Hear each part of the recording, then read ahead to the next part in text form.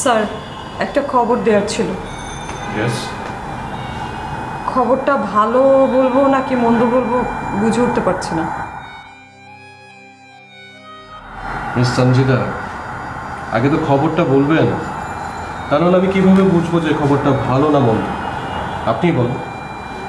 Sir, আজ আমি জেরিনকে রিকশায় যেতে দেখেছি। কি বলছেন? জেরিনকে? জি স্যার, একটা ওড়না দিয়ে মুখটা ঢাকা ছিল, বাতাসে একটু সরে যাওয়াতে আমি ওকে চিনে ফেলি। তো আপনি পরে তার পিছু নেননি?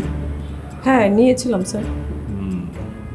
আচ্ছা, জেরিন কোন বাসায় ঢুকেছে, মানে ট্রেস করতে পেরেছেন?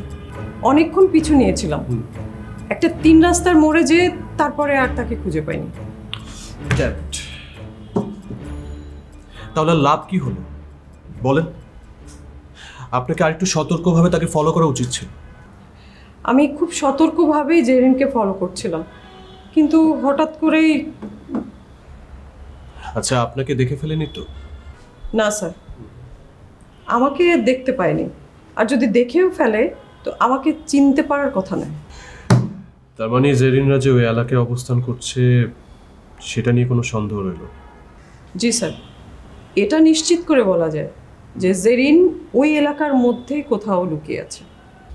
আচ্ছা, মিস্টার সুজনকে আপনি ইনফরমেশনটা দিয়েছেন? না স্যার, তার সাথে কথা বলার বিন্দুমাত্র ইচ্ছা আমার নাই। কারণ কি? স্যার, সে আমাকে তালাক দেবে বলে হুমকি দিয়েছে। কি কি বলছেন আপনি? মানে সুজন সাহেব আপনাকে বলেছে তালাক দেবে? জি স্যার, আমি নাকি মুখোরা, আমার মতো মেয়ের সাথে নাকি একই ছাদের নিচে বসবাস করা যায় না, আরো অনেক কিছু বলেছে স্যার। উফ, মিস সঞ্জিদা, আপনি ছাড়ুন ওনার কথা। উনি মুখে বলেছে তালাক দিবে, আমি তো জানি আপনাকে উনি অনেক পছন্দ করে, উনি মুখে অনেক কথা বলে। আপনি দেখবেন উনি যে তালাক দেওয়ার কথা বলেছে উনি সেটাই ভুলে গেছে। না স্যার, এবার তাকে খুব সিরিয়াস মনে হয়েছে, আমার ভাইয়ের সামনে বলেছে। আচ্ছা ঠিক আছে, আপনি আপনি শান্ত হন, কাম ডাউন, আপনি টেনশন নেবেন না প্লিজ। আপনাদের এই ঘরোয়া গ্যাঞ্জাম, আচ্ছা আমি এই তালাকের বিষয়টা দেখছি, ঠিক আছে? Don't worry. জি sir. You may go. Thank you sir.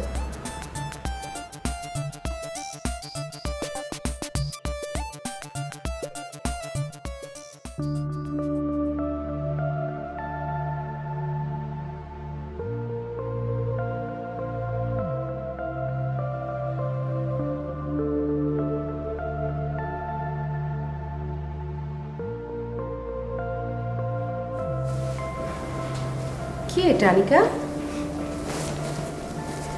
বোরখা ভাবি, অনলাইনে অর্ডার করেছিলাম, মাত্র দিয়ে গেল। হঠাৎ তোমার বোরকা পরার প্রয়োজন পড়লো কেন বুঝলাম না তো।